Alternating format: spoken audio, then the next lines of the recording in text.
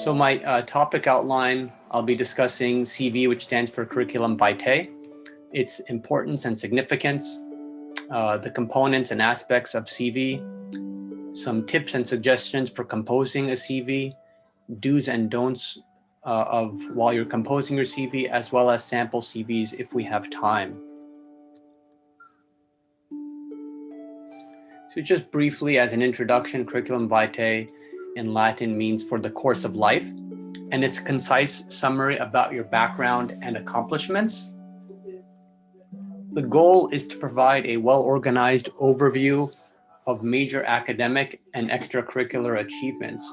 So you want to think broadly about everything that you have done during your career and starting in your medical school time and education while composing your CV. And you, as Dr. Shahzad Raza also mentioned, you want to discuss what makes you special, what makes you unique, and what skills you can bring to a residency program. And just remember that this could be your initial foot in the door, so it has significant weight and bearing. So in regards to Curriculum Vitae versus a resume, a CV is a document that replaces your resume in a physician's professional life. It is appropriate for both academic or any medical career, essentially, but it is far more comprehensive as it elaborates on education, and it will include a comprehensive listing of your professional history. In regards to length, typically CVs should be at least 2 pages long, but I have seen CVs that are much longer, particularly in someone that has had a prolific career or has had extensive research and publications.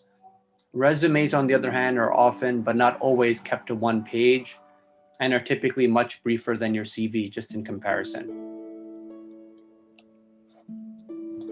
The significance of a CV, it will provide insight about you as a candidate, and it should summarize your career in a nutshell.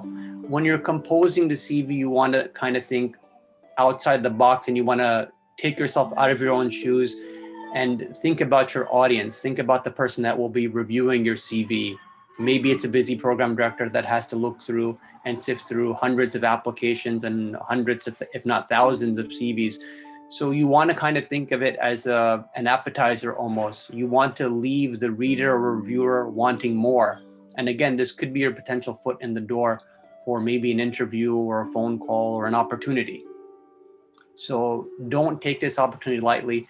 It can give you a chance to showcase yourself and your talents. In regards to the starting point for your CV, it really begins as a medical student.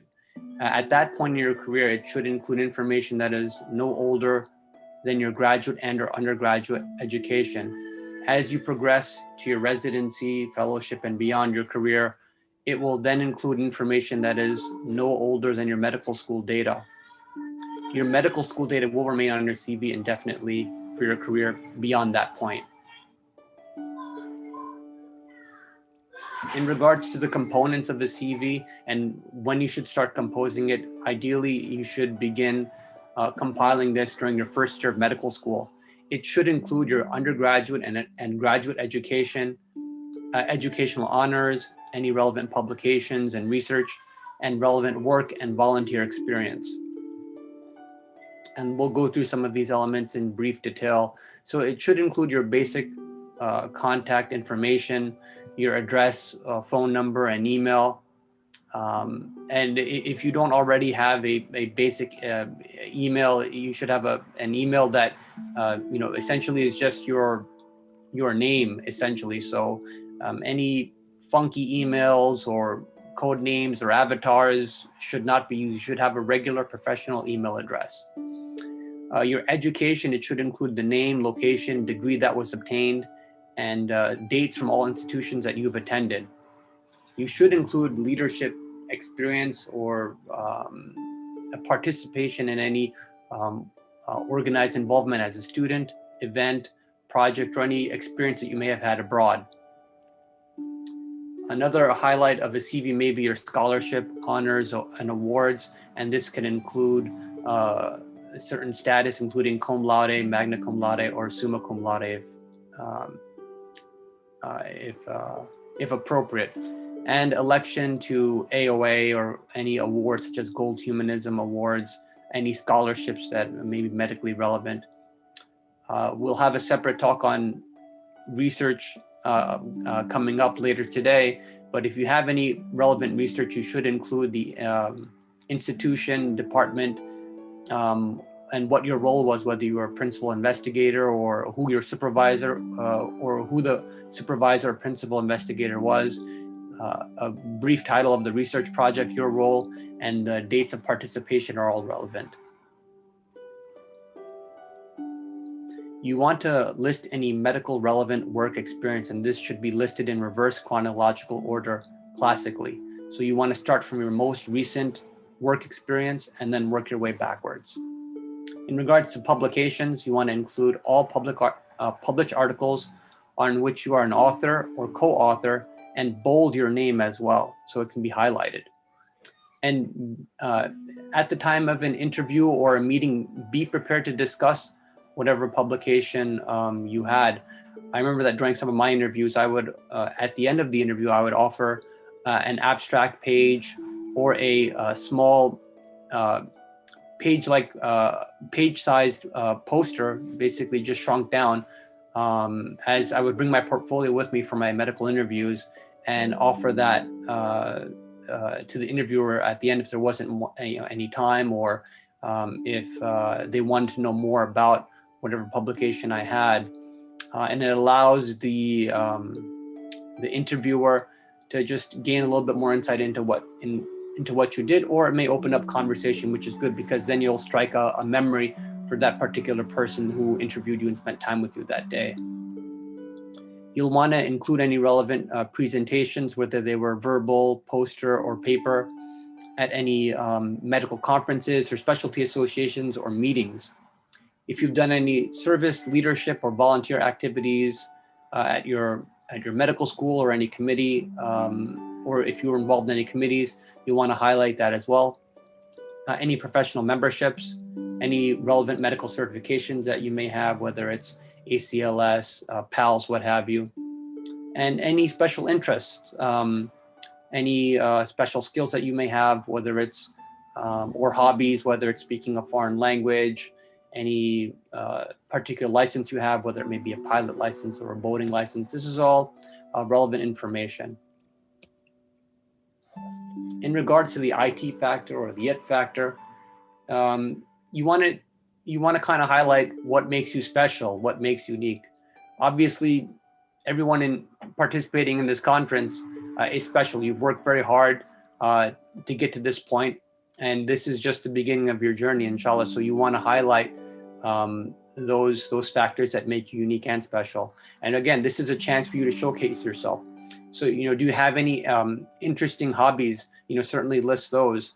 I remember for one of my, it was probably my second job coming out of fellowship, my second locums assignment, I was working in West Virginia for some time. And in one of my hobbies, I had listed that I was doing a martial art, which was jiu-jitsu at the time. I had done it for a few years. And my boss at the time, I remember him bringing it up with me. He just asked me, "Oh, do you participate in martial arts?" And I said, "Yeah, I do. Jiu-jitsu, nothing advanced, but I've done it for a few years. I enjoy it more as a hobby than anything else." And we just struck up a conversation. He mentioned that he was a black belt and that he enjoyed doing it just as a hobby and a discipline. And it stuck out in my mind because he brought it up during our conversation and during our interview as well as something common that we could discuss. And he mentioned to me that, I found it interesting that you were also in martial arts, that, it's a hobby of someone that's, it shows a hobby of someone that's disciplined and has a routine. So he noticed that about me. You also want to discuss any languages that you speak besides English, of course, and what your comfort level is, what your fluency is. Are you just conversational, or are you an expert? And are you able to conduct a medical interview in that foreign language as well? These are all important highlights that can help mold you and highlight your strengths and uniqueness that you may bring to a residency program potentially. So in regards to CV font selection and consistency, when formatting your CV, you want to choose a basic font like Times New Roman or Arial and be consistent throughout. Mixing up fonts will not look eye-catching at all. It will just confuse the reader and give a less than professional impression, which is exactly what you don't want. Be consistent. If you're using bold or italics, just make sure that you be consistent throughout your curriculum vitae. There was already a question about time gaps, and in regards to gaps, at any point, whether it's in your education, training, or jobs, they must be accounted for. So if there's a significant gap could be 4 weeks, it could be a year, it could be a couple of years. Regardless of whatever the reason is, whether it was a personal reason, just be prepared to discuss it, because more than likely it will be brought up at some point. References, Dr. Shahzad Raza kind of touched on this, as well as the previous speaker as well. And they do serve a purpose, and they're very important. What I'll say is, just make sure that they're available upon request. You don't have to necessarily include them in your CV, but if someone asks or inquires about them, then just make sure that they're available to be furnished. And just be very careful about who you select for your reference selection. Make sure it's someone that knows you well, someone that likes you preferably, and someone that will write something favorable at you. I mean, that particular line, this candidate or this resident or this student is someone that I would take in my residency program. That has a lot of weight to it. So that's very significant. So just be very careful about who you select when requesting a reference letter. Certain tips in regards to your CV: all entries should be in reverse chronological order. The reader's eye should fall naturally to the most recent activity in each category. A common error is consistency in chronology between or among selections. So it has to appear professional. I can't stress that enough. Use a very conservative color such as white, gray, or cream. This is not the time to use a fancy blue colored paper or pink colored paper. Use conservative font as well and conservative colors. Remember the importance of formatting. I can't stress this enough. It is easier to read and digest a CV that is organized, well written, and succinct. For someone that's reading hundreds, if not thousands of CVs throughout their career, a disorganized CV is probably one that an interviewer may not necessarily pay much attention or time to. If you're requesting a letter of recommendation, it's helpful to the writer if you provide them or furnish them with a CV at that point.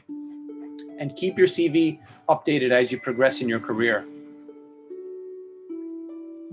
In regards to writing tips, when you're writing your CV, will this information help you to get selected for a residency interview? And would you find this information relevant if you were a faculty reviewer? If the answer to these questions is yes, then include it. Otherwise, you may want to tend to leave it out. Your education will generally come first when you're conducting your CV section, but after that, your CV should be guided by your strengths, and there is some room for variation here. So, depending on your strengths, if you're very research heavy, then that may be the next section that you'll want to include following your education. It could also be followed by honors, awards, work experience, or volunteer work. It really depends on your own strength, your own strengths that you have.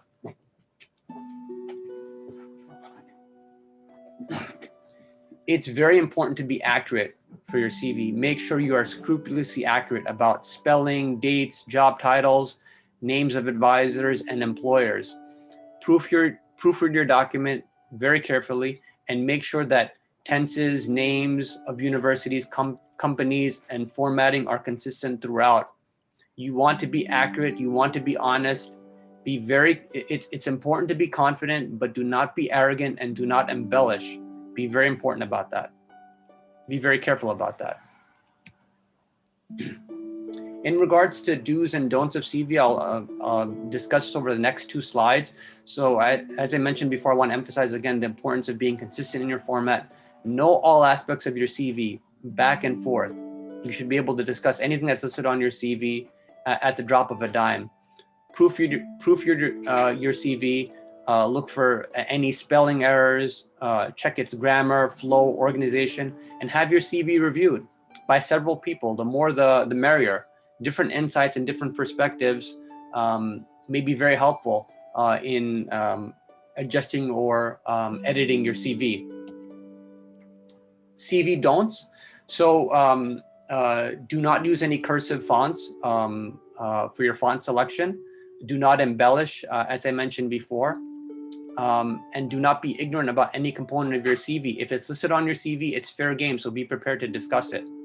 Again, be very careful about who you, your reference selection, who you want to write a letter of recommendation.